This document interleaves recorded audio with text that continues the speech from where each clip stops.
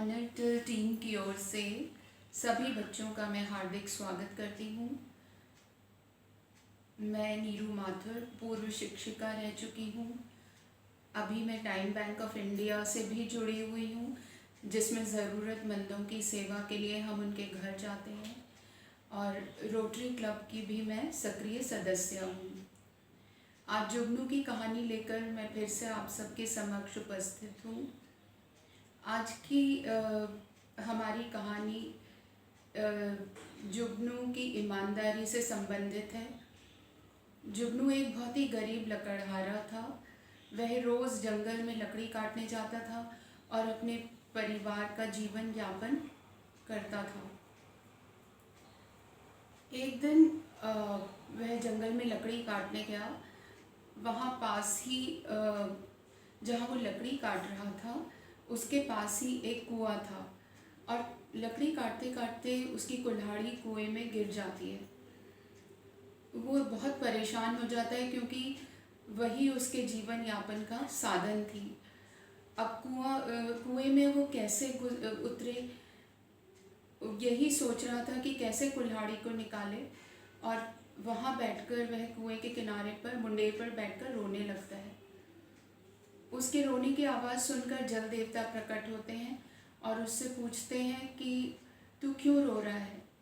वो कहता है, मैं एक बहुत गरीब लकड़हारा हूँ। मेरा परिवार की रोज़ी रोटी मेरी इसी लकड़ी काटने से ही चलती है, लेकिन जो लकड़ी काटने की कुल्हाड़ी है वो इस कुएं में गिर गई है। अब समझ में नहीं आ रहा कि मैं उस कुल्हाड़ी को कैसे निकालूं। जल देवता कहते हैं, रुक, मैं अभी तेरी मदद करता हूँ।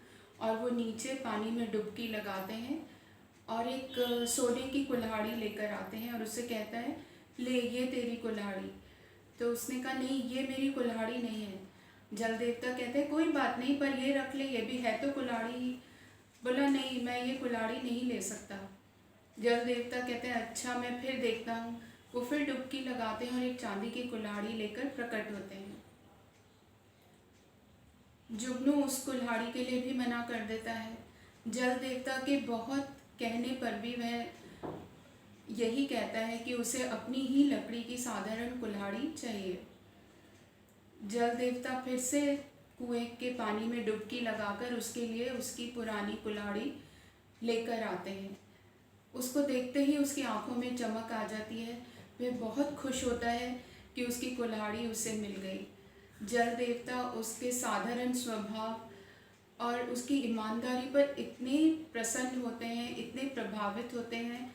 वो कहते हैं, मैंने तुम्हें सोने चांदी की कुल्हाड़ी दिखाई, पर तुम्हारा मन बिल्कुल विचलित नहीं हुआ, इसलिए अब मैं तुम्हारी ईमानदारी से प्रसन्न हूँ और तुम्हें मैं ये तीनों कुल्हाड़ी आशीर्वाद के रूप में देता हूँ। वह लकड़हारा जल देवता को प्रणाम करके खुशी खुशी अपने घर को लौट आता है। हमें इस कहानी से बच्चों क्या शिक्षा मिलती है कि हमें कभी लालच नहीं करना चाहिए, हमेशा ईमानदारी का रास्ता अपनाना चाहिए, जैसे कि जुगनू ने अपनाया। ईमानदारी की राह पर चल के उसको अपनी कुल्हाड़ी तो मिली ही, उसके अलावा उसको सोने और चांदी की कुल्हाड़ी भी प्राप्त हुई। अगर वो लालच करता तो शायद उसे कुछ भी ना मिलता।